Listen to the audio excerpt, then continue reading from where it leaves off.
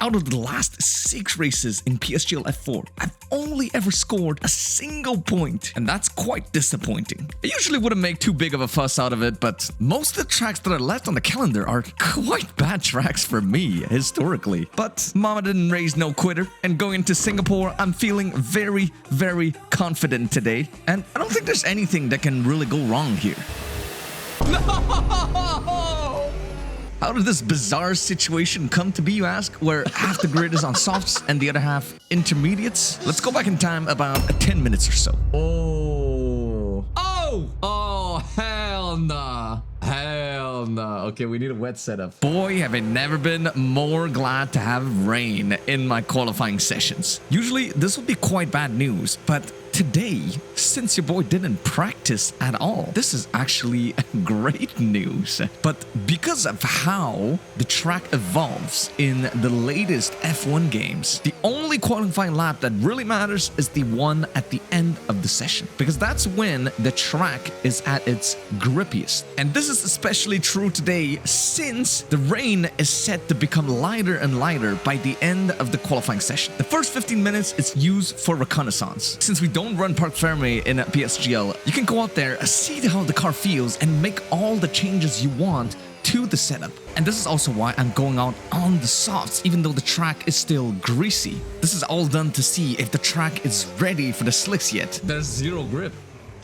And this is all done with the hopes of clocking in the fastest qualifying lap possible at the end of the session. Because track conditions will be at its best at the end of the session, this means everybody's going to be going out at the last possible minute. And we might just have not left ourselves enough time. It's gonna have to be a fast out lap, right? Okay, we're the last guy out. Like I said, the track will be at its grippiest at the end of the session, and starting your lap just 15 seconds later could mean a huge grip delta. But first, we have to make it to the start-finish line first. I got 1 minute to start the lap. What the fuck is this? And with the session timer ticking away, I'm seriously starting to have doubts. But since everybody is trying to start their lap at the last possible minute, the result is traffic paradise. Oh my god, what is this? Look at the track map. And extreme measures must be taken in dire times. It's every man for himself. And I'm telling you, a couple of guys are not going to be able to start their laps. You have to go now. They're trying to leave a gap to the car ahead to not get dirty air. But I'm telling you, all I want is to start the stand lap. And now this all comes down to luck and how well you manage the dirty air. But going to turn 1 would go a little too early with the turn in, and that's that. Game over. Holy shit, what a shit show, man. Guys, you gotta use reverse psychology, okay? You gotta tell me try to invalidate, not don't invalidate. If you say don't invalidate, I'm gonna invalidate. Is he improving? The return of the back marker Unks. Let's go. After lackluster qualifying, everything is still on the table for the race. And usually that's where I shine. But our strategy options are kind of limited. Everybody and their grandma is deciding to start on the mediums. This is for a very simple reason. Overtaking at Singapore is nearly impossible. We saw this last week in Zandvoort. Even though you start on the slower compound and then move on to the faster compound in the second stint, the undercut is simply too huge to recover from. And even if you do catch up, the mediums will not remain quick enough for you to get past the guy in front. Like a wise man once said, catching is one thing and overtaking is another. When to box is actually completely race dependent. To undercut or overcut will entirely depend on what happens in the race. But on the first lap, it's important that we survive and don't get any wing damage in the process. Into turn 1, they're going 3 wide already. A lot of contact. I'm taking it very safe here. Unfortunately, losing a position to a hard runner in front. And there's actually a car down the inside. I'm trying to leave room, but there's also a car on the outside. It's not easy right now. Everybody is being super aggressive, trying to get track position before everybody settles into their pace. And it is so easy to pick up a track limit warning or wing damage in the process. And I'm trying my best not to. And into the middle sector, they're going side by side again, sending it down the inside from the ripple. And they get a bad exit, and I'm gonna do the same. Not to attack, but more so to defend from Tom 97 behind. We're still going side by side, wheel banging a little bit, but it's all good. He manages to inch ahead, a shorter line. And now Tom is on the back of our gearbox, but going too wide here into the old Singapore sling would be absolute suicide. It's so scary, bro. Now through this hairpin, I know Tom is gonna send it down the inside here because everybody's bunched up. Leave the room on the inside, take the wider line, and it allows me to stay just barely ahead. Ooh. Good battles with Tom, not gonna lie. But Tom's he's not gonna let this go. He's gonna go down the inside again, gets it stopped just in time. We'll have to leave the room, but unfortunately the curb unsettles our car, and I'm gonna have to let this one go. Good battles and a good move from him, but now it feels like I'm no pace. lacking a little bit in the pace department. Now the lack of practice is really showing, but I'm confident that as the laps go on, this race should come back to us, because this entire time I've been taking care of my tires. And once the pit window opens, that's when we start pushing for real, and the overcut might just make the difference. And I'm really struggling to actually stay inside the DRS, but them battling is allowing me to hold on. Going into the last chicane, we're 9/10ths away, but they're going side by side, forcing each other off track. And this brings the gap back down to 4/10ths, exactly what I meant. But going into the fourth lap, front wings, pieces of it flying about, yellow flags are out, and the full course safety car is deployed. Now this is interesting, because we have been taking care of our tires, and since it's a really early safety car, we can either stay out on the same set of mediums and box like we would usually, or even a little bit later, and really go ham during the second hard stint, or we go to the hards right now and try to make it to the end on a single set of hards. But that does mean if the safety car would have come in at the end of lap 6, 25 laps on those hards. That is quite a big ask. That's about 3% of max tire wear per lap. And that's what most people are opting to do. But at the last possible minute, I decided not to go in because I felt like taking a gamble is what we need to do today. We could do the same strategy as everybody else, and we would still come out last out of the pits and probably sit in a DRS train, tire saving for the next 20 laps or so. Or we stay out, gain about 10 track positions, and try to see what we can do in the second hard stint on much fresher rubber. As the safety car is about to come in at the end of the lap 7, we expected lap 6 initially, and this threw another wrench in our plans because ideally we want the one-stoppers to have to go a lap extra, so they have to risk the puncture. This is just helping them out here. We are in P9, but at what cost?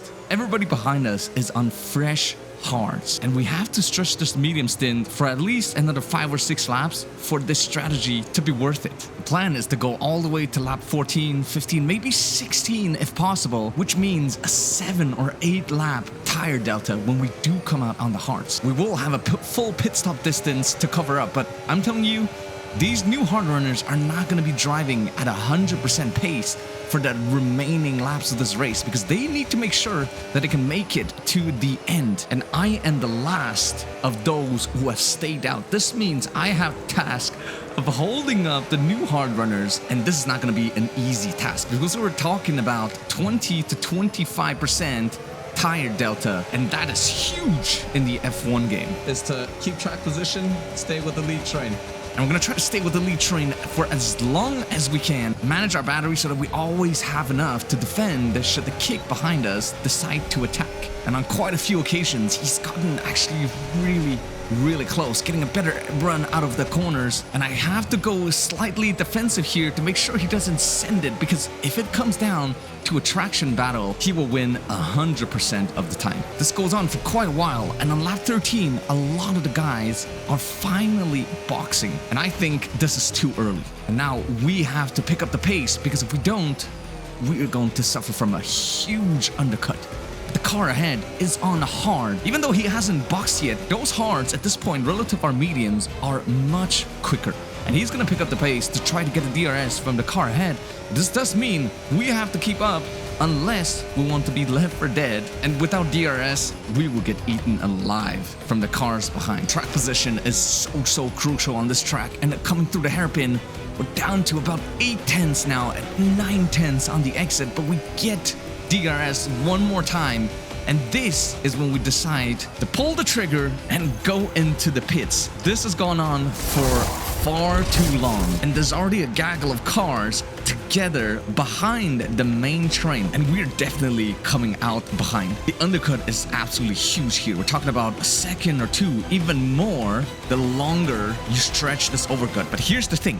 Those hard runners will already have a couple of laps on their hard, and we're banking on that. And it's going to play in our favor when the time comes to overtake them on track. We're about 2 seconds behind Casper and about 4 seconds behind Inver. We won't have DRS from the car ahead, so this is going to have to come down to the raw pace. Okay, let's see what we can do with this pace. And I'm lapping at near identical pace to Casper, but to the hard runners that are boxed a couple of laps ago, that gap is disappearing. Catching is one thing and overtaking is another, but Casper's already on the attack on the Williams driver up ahead, down the inside through the hairpin.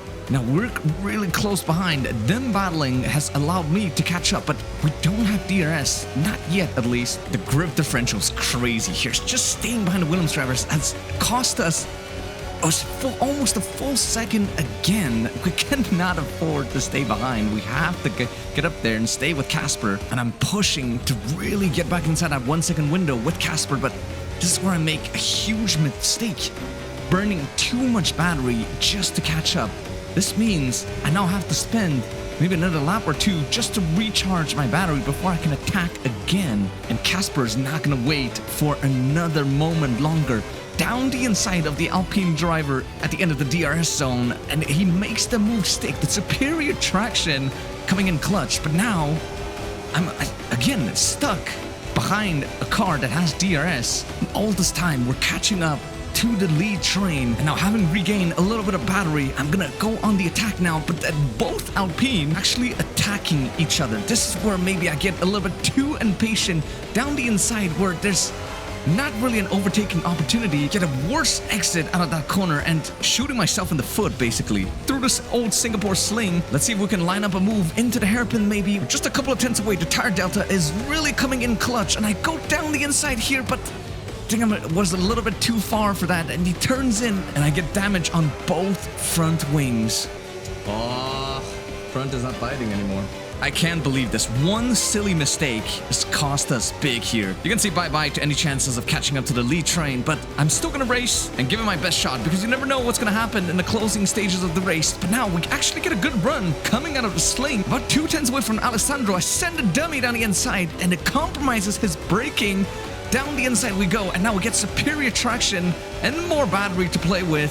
Again, into the chicane. We're going to be able to brake a lot later than he does. He having boxed a lot earlier, dealing with a lot of understeering. Like I said, catching up the main train is pretty much out of the equation now. But there's one more crazy thing that has yet to happen. Because remember when I said that those who boxed under the safety car will have to do almost 25 laps on the same set of hards? Well, they might be looking at punctures in the closing stages of this race, and we might just get lucky enough to score points today. And on lap 29, it happened. As we come into the last DRS zone of the track, yellow flags are out, and I'm just gonna let the full clip play out.